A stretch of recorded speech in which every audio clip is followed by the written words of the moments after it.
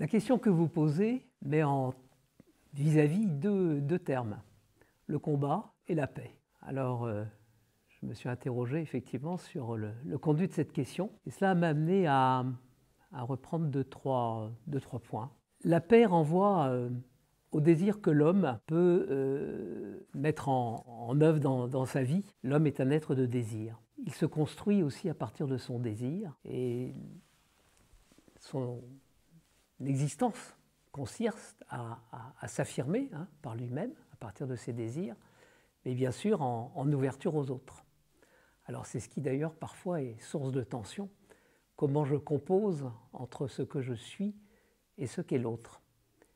Et en fait, quand on réfléchit au travail dans des univers, des organisations sociales, économiques, évidemment ça renvoie à cette sorte de dialectique en fait entre soi et les autres. Comment je peux me situer à partir de mes aspirations, de mes projets, de mes désirs, dans un univers qui lui-même est porteur de projets, d'ambitions, et qu'il y a parfois des décalages entre ce que je peux aimer faire et ce que l'autre ou les autres me proposent de faire. Voilà.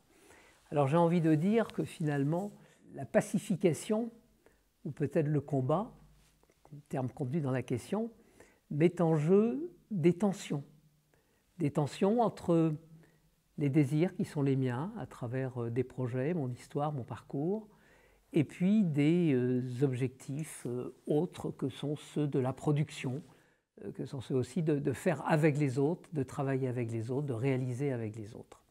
Donc des tensions.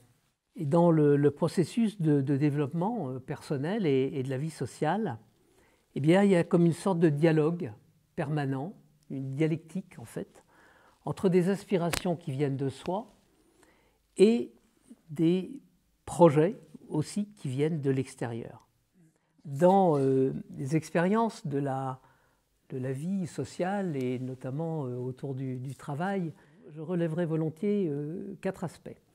1, je vais commencer par la négative. Je pense qu'il n'y a pas de pacification et il n'y a pas d'opération de détachement et de rencontre de l'autre si les organisations dans lesquelles nous vivons font illusion dans la toute-puissance. C'est assez ravageur finalement de se laisser happer par des univers ou des organisations professionnelles, sociales, économiques, qui en fait font croire que tout repose sur l'individu, la réussite individuelle et la toute-puissance individuelle. L'illusion est néfaste, elle est dangereuse, et elle mène souvent à la perte et des uns et des autres. Et il y a des univers comme cela, où il n'y a pas de projet collectif, où il n'y a pas de développement de ressources partagées, et du coup, les uns et les autres campent un peu sur leur position, et pour me rapporter à ce que je disais antérieurement, sur leurs projets, sur leur quant à soi, sur leur désir de réussite, sans composer en fait avec les autres. Par contre, alors, il y a trois aspects que je relèverai qui pour moi sont importants par rapport au combat spirituel et à la pacification. Je pense que les organisations, nos organisations humaines, sociales, doivent permettre la reconnaissance des parcours singuliers des personnes à partir de l'expression de leurs projets. Pouvoir aussi mettre en relation les projets individuels et les projets collectifs, entrepreneuriaux. Cela veut dire aussi que nos univers, quand ils accueillent les sujets, les personnes humaines, les êtres humains, dans leur singularité, leur richesse, eh bien, il y a un pas possible pour comprendre qu'on construit avec les ressources des uns des autres et que nous sommes utiles les uns vis-à-vis des autres. Et qu'en fait, la visée économique doit être basée en fait sur des rapports de justice, de droit certes, mais aussi d'équité. Et puis, je pense qu'il y a quelque chose d'urgent dans notre société aujourd'hui, c'est le prendre soin les uns des autres. Et de renverser la logique de l'utilitarisme. Tu me sers parce que tu as des compétences. Et le jour où il n'y a plus d'intérêt à utiliser le service de l'autre, eh bien on le jette. Et souvent, les personnes, nos contemporains, se sentent très menacés parce qu'ils donnent Et ils savent que ce qu'ils donnent à un moment donné sera très ponctuel, ça mettra à profit, mais sans lendemain. Et qu'au fond, on peut être aussi dans une espèce de rapport mécanique entre la personne, l'institution dans laquelle on est, l'organisation dans laquelle on essaie d'apporter quelque chose. Voilà, il y a 3 clés. Alors vous me posiez la question de ce que je pouvais considérer dans des expériences, voilà, des réalités un peu porteuses, un peu réussies. J'ai noté, à partir de mes expériences là, modestes de toutes ces dernières années, j'ai vu une entreprise, une grosse entreprise nationale, un jour, décider, les managers ont décidé, au lieu d'aller recruter des personnes à l'extérieur, ils ont décidé de promouvoir des salariés présents dans l'entreprise sur des secteurs d'activité très pointus, hein, nucléaire et d'autres, et qui se sont dit, plutôt que d'aller recruter ou de licencier, on va former. Et ils ont fait le choix de la promotion interne d'un certain nombre de salariés en les formant et en leur permettant d'acquérir de nouvelles connaissances et de nouveaux savoir-faire techniques et scientifiques.